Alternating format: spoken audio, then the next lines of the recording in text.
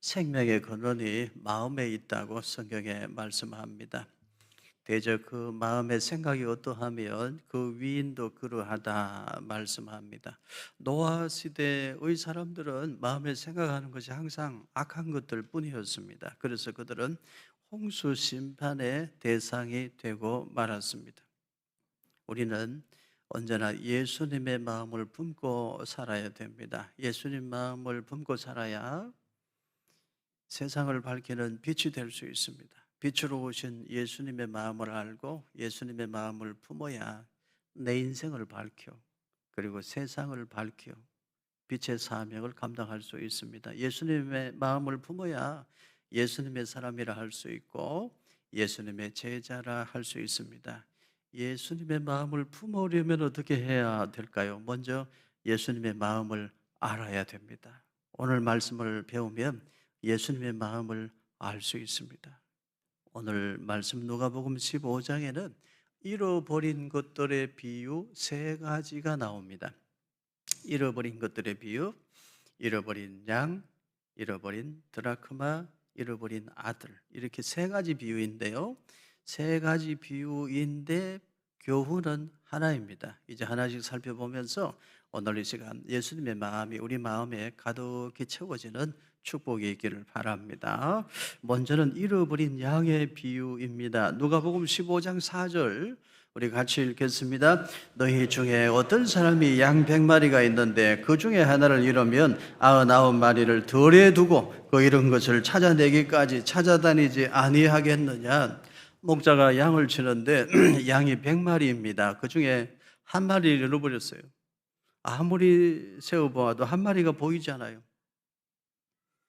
99마리는 있는데 한 마리 양이 보이질 않습니다. 여러분이 목자라면 어떻게 하시겠습니까? 한 마리 양을 찾긴 찾아야 되겠는데 들에 99마리 양을 두고 한 마리 양을 찾아놨으면 어떻게 돼요? 위험합니다. 위험 부담이 너무 크죠. 자칫 잘못하면 양 전부를 다 잃어버릴지도 모릅니다. 그런데 예수님의 비유 속에 나오는 목자는 99마리 양을 들에 두고 한 마리 양을 찾아놨습니다. 끝까지 찾아놨습니다. 어찌 보면 현명하지 못한 처사입니다.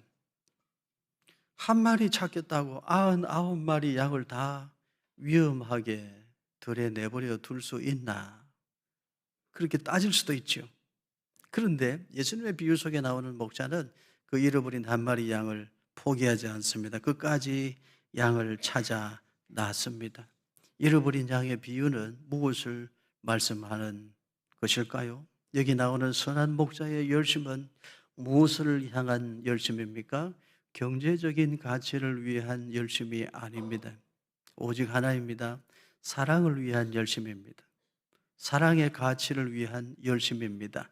다수의 논리를 따라가는 열심도 아니고 손익 계산을 따지는 열심도 아닙니다. 경제적인 가치를 추구한다면 그렇게 할 수 없습니다. 손익 계산을 따져본다면 위험 부담 때문에 한 마리 양을 찾아 나설 수 없습니다. 그렇다면 무엇입니까? 무엇이 목자로 하여금 그 한 마리 양을 찾아 나서게 했습니까? 오직 이유는 하나이죠. 예수님의 이야기 속에 나오는 선한 목자의 열심은 사랑을 위한 열심입니다. 잃어버린 양이 어느 낭떠러지 절벽에서 지금 홀로 울고 있지는 않을까? 길을 잃고 방황하다가 기진하여 쓰러져 있는 것은 아닐까? 양을 가족처럼 생각하니까 사랑의 열심에 의해 움직여 찾아 나설 수밖에 없다는 거예요. 경제적인 가치를 위한 열심이 아니고 사랑의 가치를 위한 열심입니다. 오늘 우리 많은 현대인들은 경제적인 가치를 위해서 열심히 달리고 있습니다. 이것이 윤리적으로 도덕적으로 옳은가 생각하기 전에 경제적으로 이득이 되면 무작정 달리고 보는 것 같습니다. 탐욕을 채우기 위해서 양심도 버리고 사람됨도 포기하고 그렇게 경제적인 것, 물질의 탐욕을 위해서 열심히들 살고 있는 것 같습니다. 거짓말도 하고 사기도 치고 사람이 사람을 속이기도 합니다. 사람이 어떻게 그렇게 할 수가 있을까요? 보이스피싱, 전화 금융 사기단, 이 사람들 정말 나쁜 사람들이죠. 제발 그렇게 살지 않기를 바랍니다. 최근에도 보이스피싱에 당한 이야기를 제가 직접 들은 적이 있습니다. 사람이 싫대요. 세상이 싫대요. 돈을 사기당한 것도 너무 괴롭지만 세상이 싫고 사람들이 보기가 싫고 인생을 그만 살고 싶대요. 그만큼 상실감, 마음의 상처가 크다는 거죠. 여러분은 항상 조심하시기를 바라요. 옛날에는 금방 알아챌 수 있었어요. 여기 경찰서란 말입니다. 지금 아드님이 교통사고를 당했단 말입니다. 돈을 붙이란 말입니다. 이렇게 알 수가 있잖아요. 요즘은 그렇게 안 해요. 아주 세련되게 서울말로 해요. 안녕하세요. 저는 남편분 친구 누구누구입니다. 지금 남편분이 사고를 당했는데 놀라지 말고 차분히 제 말을 들으십시오. 제가 지금 긴급 조치는 다 취했습니다. 그런데 워낙 상황이 다급한지라 급히 돈을 어디로 얼마를 보내시기 바랍니다. 그렇게 차분히 사람을 사기를 치고 거짓말을 해서 돈을 갈취합니다. 경찰청, 검찰청, 은행으로 속여서 주민번호, 계좌번호, 송금 등을 유도하는 거죠. 얼마나 그 사람들이 열심히 연구했으면 그렇게 할까요? 다른 사람을 사기치기 위해서, 다른 사람을 속여먹기 위해서 얼마나 열심히 연구하고 공부를 하고 노력을 했나 이 말이에요.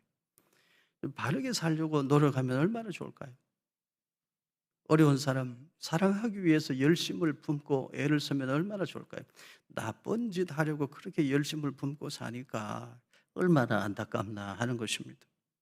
보이스피싱으로 사기쳐서 남의 돈을 빼앗는 사람들, 다른 사람 눈에서 피눈물 나게 하는 사람들, 정말 나쁜 사람들입니다. 그 사람들 얼마나 나쁜 짓을 하려고 열심을 내고 얼마나 노력을 하고 있나 하는 거예요. 정말 안타까운 일입니다. 어떻게 사람을 속일까? 어떻게 하면 거짓말을 더 잘할 수 있을까? 그런 나쁜 일에 열심을 내는 사람이 되어서는 안 됩니다. 세상 사람들이 거짓말하고 사기치고 속이고 그럴지라도 우리 하나님의 백성들은 그렇게 살 수 없습니다. 우리는 언제나 사랑의 가치를 위하여, 사랑을 위하여 열심 내는 하나님의 사람들 되어야 될 줄로 믿습니다. 내 옆에 있는 사람 더 사랑하기 위해서, 마음 아픈 사람 위로해 주기 위해서, 넘어진 사람 손잡아 일으켜 주기 위해서 열심을 내는, 더 사랑하기 위해서 열심을 내는 우리 모든 성도들 되시기를 주님 이름으로 축원합니다. 예수님이 들려주신 이야기, 잃어버린 것들의 비유, 두 번째는 잃어버린 드라크마 비유입니다. 누가복음 15장 9절 말씀 우리 같이 읽겠습니다. 또 찾아낸 적 벗과 이웃을 불러 모으고 말하되 나와 함께 즐기자, 이런 드라크마를 찾아내었노라 하리라. 어떤 여인에게 10드라크마가 있었어요. 동전이 10개가 있었습니다. 그런데 그 중에 하나를 잃어버렸습니다. 드라크마는 은전의 이름입니다.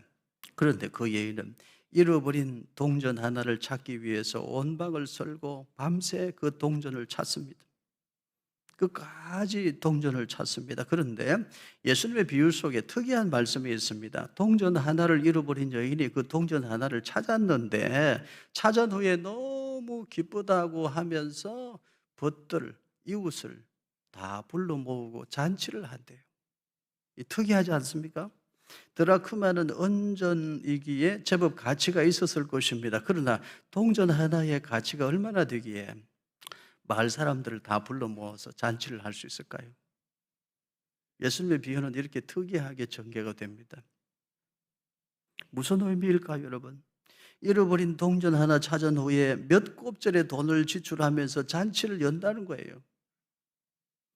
경제적인 가치로는 이해할 수 없는 말씀입니다. 무슨 의미일까요, 여러분? 당시 유대인들에게는 이런 관습이 있었다고 합니다. 남자가 결혼하면 신부를 맞이하면서 그 사랑의 증표로 은전 10개를 줄에 꿰어서 신부에게 주는 관습이 있었다고 합니다. 정확하게 제가 확인해 보지는 못했지만 어느 글에서 있는 글을 읽었습니다. 만일 그것이 사실이었다면 여인이, 예수님 비유 속에 나오는 그 여인이 동전 하나를 찾았다가 잔치를 벌인 이유를 짐작할 수 있습니다. 여인이 10개의 은전 중에서 잃어버린 하나를 그렇게도 찾고자 했던 까닭도 우리가 이해할 수 있죠. 그 여인이 찾은 것은 사실은 동전을 찾은 게 아니라 남편의 사랑을 찾은 거죠. 남편의 사랑을 찾았어요. 그렇게 보면 너무 기뻐하며 이웃과 벗들을 불러 모으고 잔치를 했다는 것도 어느 정도 이해할 수 있습니다. 경제적으로 따져보면 손해보는 일이지만, 그러나 사랑의 가치를 생각해 보면 가능한 일입니다. 여인이 드라크마 하나를 찾기 위해서 온 집을 설면서 끝까지 열심을 내었던 것은 사랑의 열심이었습니다. 여러분, 사람 사는데 돈이 필요해요. 물질의 복도 받아야 됩니다. 여러분은 하나님이 주시는 대로 열심히 노력하고 땀 흘리는 중에 거기에 하나님의 은혜도 더하여져서 여러분은 물질의 복도 받으시기를 바랍니다.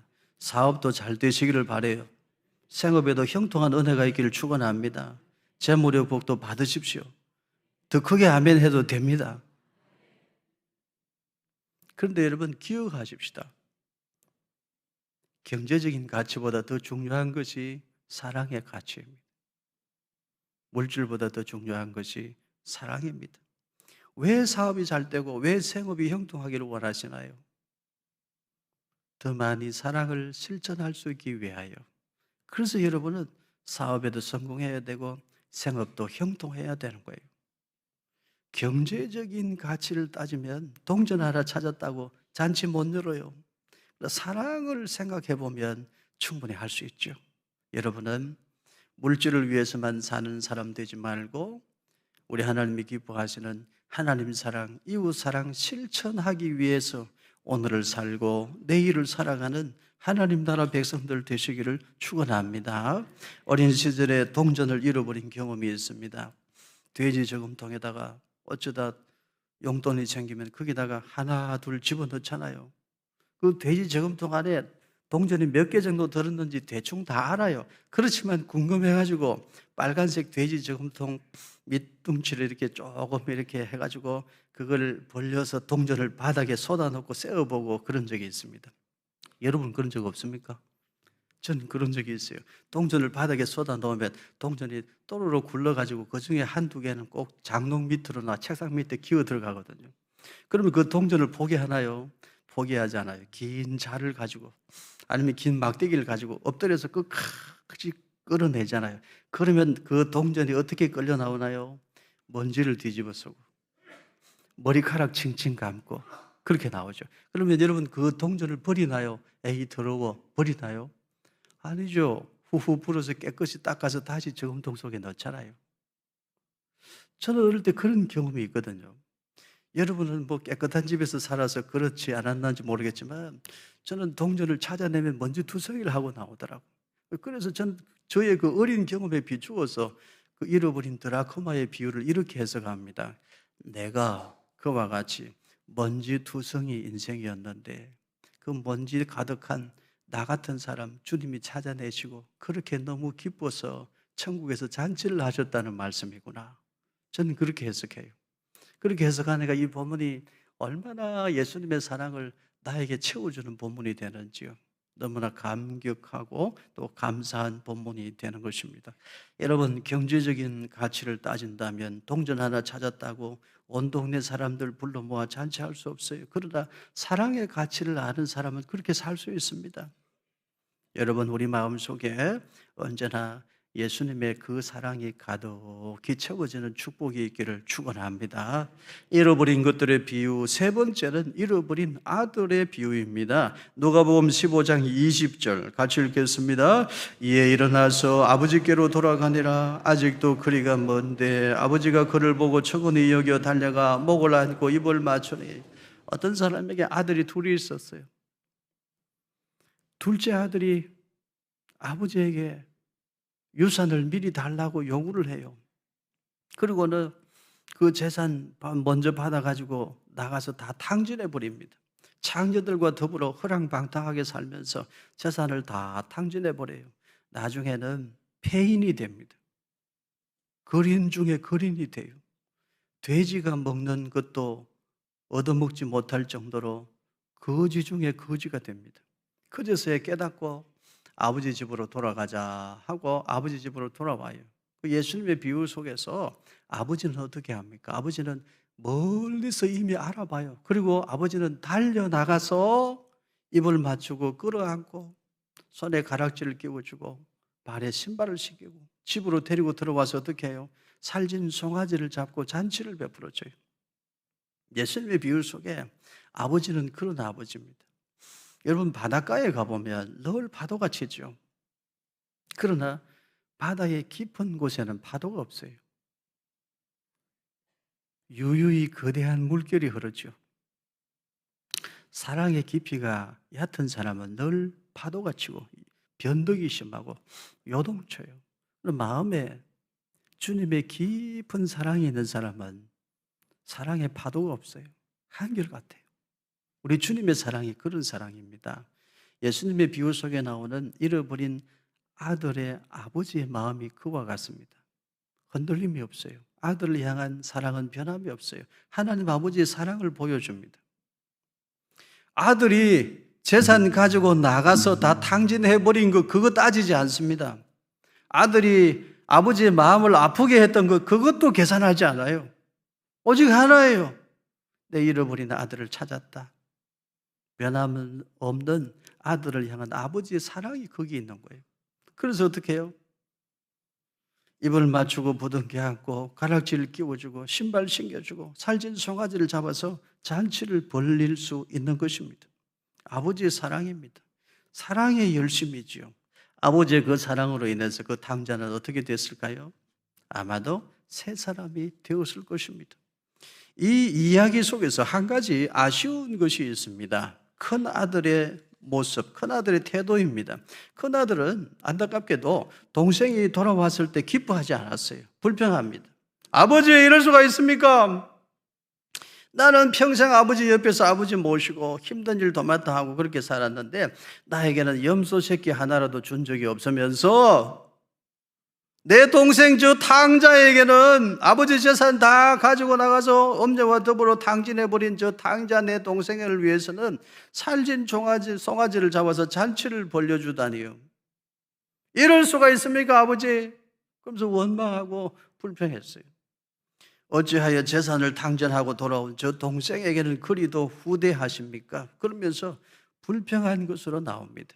여러분, 만일 큰아들도 동생이 돌아왔을 때 정말 기뻐하고 동생을 품에 꼭 안아주고 그랬더라면 얼마나 더 좋았을까요?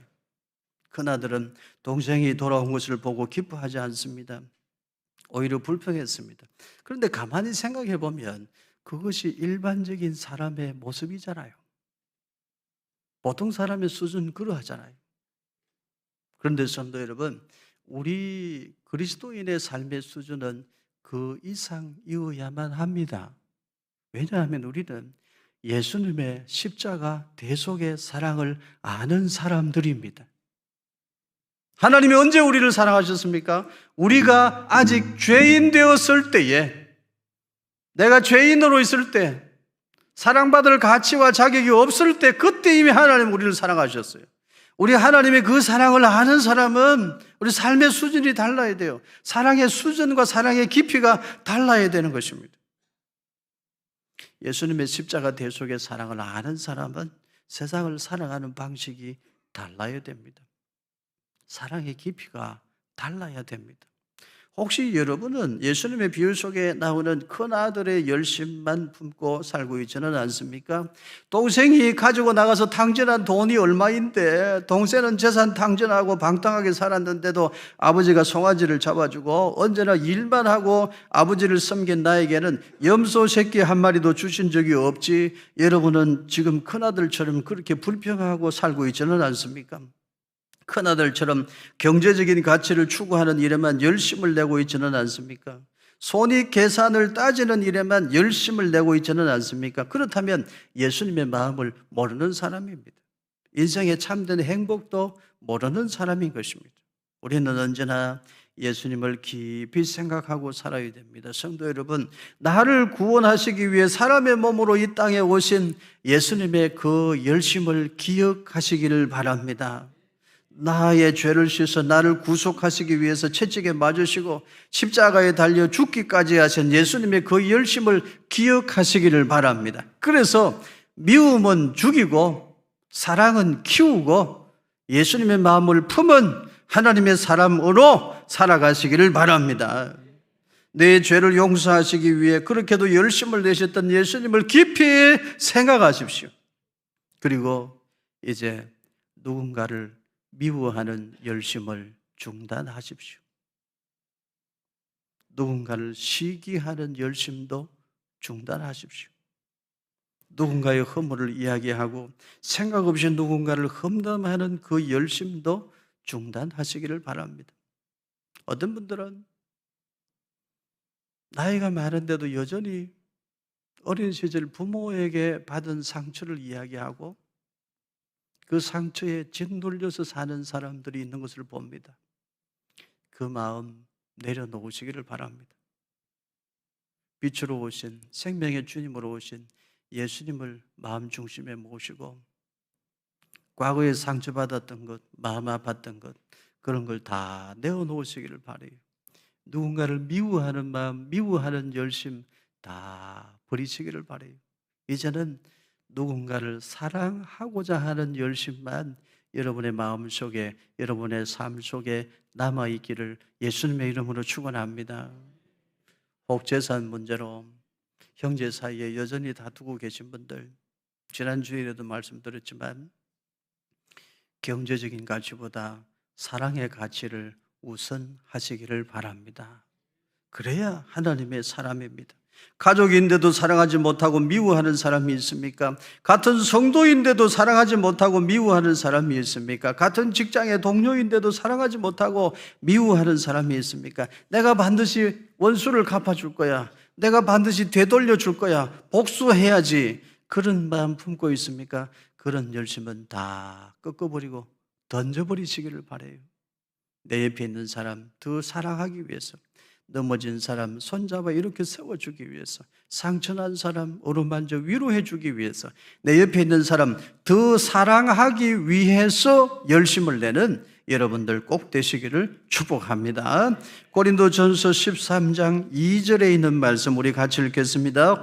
내가 예언하는 능력이 있어 모든 비밀과 모든 지식을 알고 또 산을 옮길 만한 모든 믿음이 있을지라도 사랑이 없으면 내가 아무것도 아니요. 모든 비밀과 모든 지식을 다 알아도 무엇이 없으면, 사랑이 없으면 아무것도 아닙니다. 교회 와서 열심히 봉사하고 섬기고 그래도 무엇이 없으면, 사랑이 없으면 아무것도 아니에요.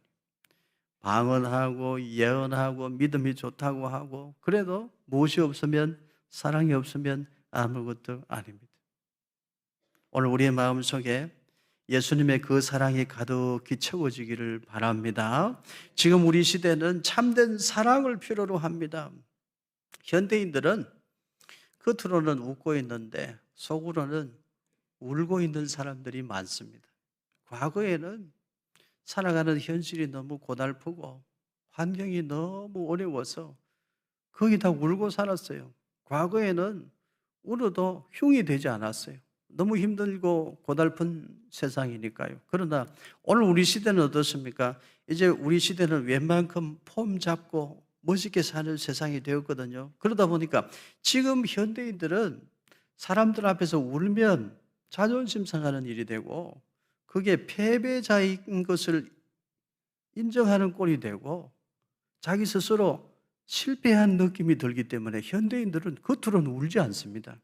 웃고 다녀요. 그러나 속으로는 우는 사람들이 생각보다 많습니다. 우리 시대 어르신들 속으로 울고 있습니다. 기억력이 흐릿해지는 것 같아요. 어느 날 손주들 이름도 잘 생각이 안 나. 어느 날 딸이 와서 말해요. 엄마, 치매 검사하러 갑시다. 하늘이 무너져 내리는 것 같아. 인정하고 싶지는 않지만 내 기억력이 흐릿해지고 있다. 이거 느낀단 말이에요. 그런 일 없어 잡아 떼보지만 마음이 허전하고 하늘이 무너져 내리는 것 같아. 그래서 많은 어르신들 속으로는 울고 있습니다. 몸은 마음대로 되지를 않고 아픈 곳은 자꾸만 많아지고 목사님은 명령이라고 하면서 넘어지지 마세요 그러는데 그게 내 마음대로 안 돼. 자꾸 걸려 넘어지고 넘어져서 다치고 결국 자식들에게 짐이 되는 것만 같아서 우리 시대의 어르신들은 속으로는 울고 있습니다. 평균 수명은 늘어났는데 속으로 울면서 사는 시간들도 더 많아지고 있습니다. 어른들도 아버지도 어머니도 속으로는 울고 있습니다. 불안하고 두렵고 너무나 자존심이 상하고 내가 이 직장에서 얼마를 더 버틸 수 있을까? 당장이라도 그만두고 싶지만 직장 그만두면 내 자식들 어떻게 하나? 내 아이들 미래를 어떻게 하나? 자식들 걱정에 속으로 울고 때로는 자식들 성화에 속으로 울고 그렇게 살아요. 연로하신 부모님 모시는 것이 생각보다 어렵습니다. 힘이 듭니다. 우리 시대 60대, 70대 되신 분들 본인들도 몸이 약해 누군가의 보호를 받아야 되는데 90 넘으신 어르신 부모님 모시고 사는 거 생각보다 어려워요. 너무 고달파요. 지쳐서 속으로는 울고 있습니다. 지금 우리 시대 40대, 50대는 가정이 불안하고 부부 사이에 서로가 힘들고 거기다 아이들 교육하는 것은 왜 이렇게 힘든지 속으로 울면서 사는 사람들이 너무 많습니다. 우리 시대 청년들은 또 어떻습니까? 미래를 열어가기가 너무너무 힘이 듭니다. 그래서 속으로 울고 있습니다. 아이들도 울고 있는 아이들이 많아요. 친구 관계가 너무 힘들어요. 무서워요. 왕따 될까 봐. 나도 부모님 기대에 부응하고 싶은데 나름 열심히 노력해보지만 성적은 안 오르고 노력해도 안 될 것 같고 그래서 오늘 우리 시대의 많은 아이들도 울고 있습니다.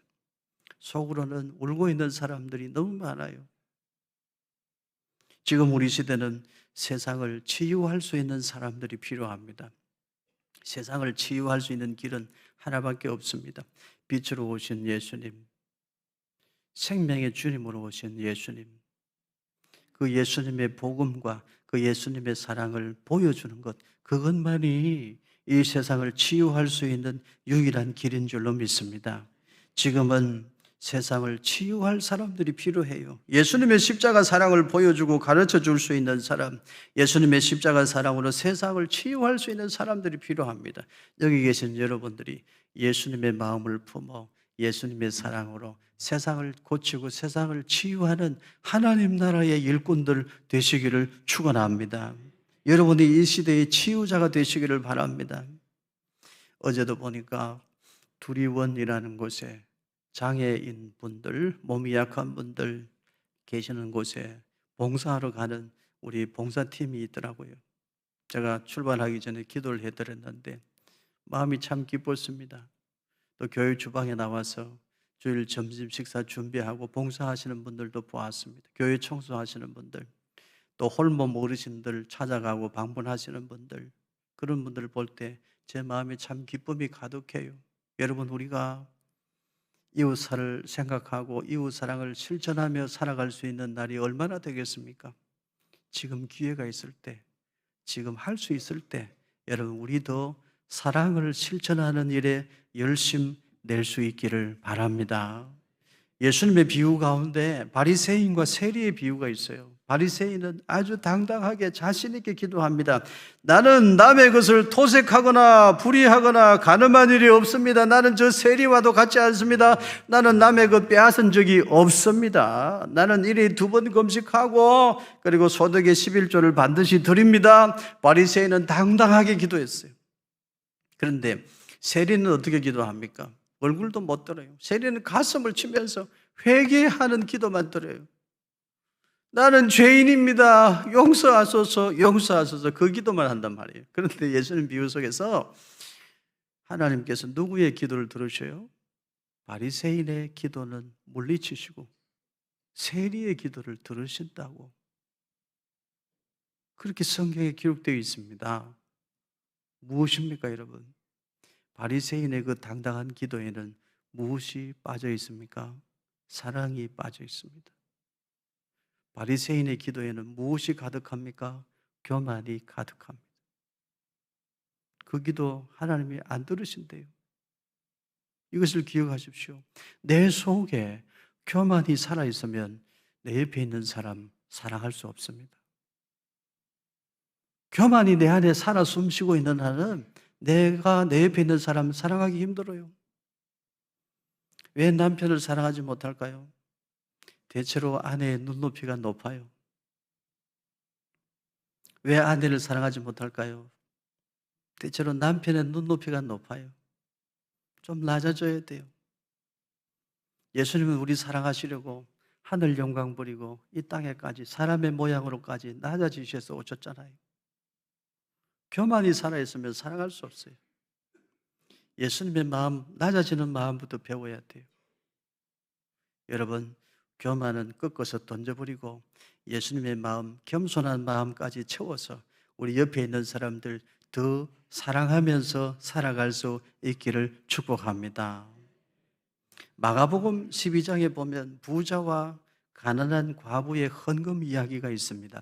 부자는 많은 돈을 가지고 와서 헌금함에 쏟아붓습니다. 과거에는 종이 지폐 돈이 없고 다 동전으로 되어 있는 돈이니까 헌금을 할 때 이렇게 한가득 가지고 와서 헌금함에다가 돈을 쏟아부으면 그 헌금함에 돈 떨어지는 소리를 들으면 저 사람 헌금을 얼마나 했구나 알 수 있단 말이에요. 부자는 이만큼 가지고 와서 헌금함에 돈을 쏟아부으니까 소리가 크게 길게 들려요. 크게 많은 헌금을 했구나. 그래서 어떻게 해요? 그 제사장들이 나와서 모시고 가요. 어디로 모시고 가요? 높은 곳에 앉으시지요. 모시고 가요. 그런데 그때 한 가난한 과부는 얼굴도 들지 못하고 동전 2개 부끄러운 듯 손에 들고 와서 땡그랑 소리도 들리지 않을 정도로 작은 동전 2개 헌금함에 헌금하고 그리고 고개를 푹 숙이고 지나가요. 그 모습을 예수님이 보고 계시는데 예수님 말씀하셔요. 오늘 헌금함에 헌금한 사람들 중에 저 가난한 여인의 헌금이 가장 크다. 저 여인이 가장 많은 헌금을 드렸다. 예수님은 그렇게 말씀하셔요. 사람들은 물질의 가치, 경제의 가치를 보지만 우리 주님은 사랑의 크기를 보십니다. 저 가난한 여인은 동전 2개를 넣었지만 저게 사실 저 가난한 여인의 생활비 전부다. 하나님 사랑하는 마음으로 그걸 전부 다 드린 거다. 저 여인이 가장 많은 헌금을 했다. 예수님이 그렇게 말씀하셔요. 우리는 경제적인 가치를 따지는 일에 익숙합니다만 예수님은 언제나 사랑의 가치를 생각하시고 사랑을 먼저 생각하셔요. 우리의 삶이 예수님의 방식을 닮아갈 수 있기를 축복합니다. 사랑이 없으면 아무것도 아닙니다. 미움은 죽이고 사랑은 키워야 됩니다. 교만도 죽이고 사랑은 키워야 됩니다. 그렇게 우리는 예수님을 닮은 사람 되어야 합니다. 사랑이 없으면 엄격한 신앙생활도 철저한 교회 생활도 아무것도 아닙니다. 철저한 것보다 똑똑한 것보다 더 중요한 것이 있는데 그것은 사랑입니다. 성도 여러분, 미워하지 말고 사랑하시기를 바랍니다. 다시 말씀드립니다. 가족인데도 사랑하지 못하고 있는 사람이 있습니까? 오늘부터 사랑하시기를 바랍니다. 미움을 걷어내고 사랑으로 채우시기를 바라요. 예수님의 마음은 사랑하는 마음입니다. 사랑의 마음으로 우리 가슴을 채우고 내 옆에 있는 사람들을 더 사랑하고 교회를 더 사랑하고 나라와 민족을 더 사랑하고 우리 남은 인생을 사랑으로 채워가는 귀하고 복된 성도들 되기를 예수님 거룩하신 이름으로 축원합니다.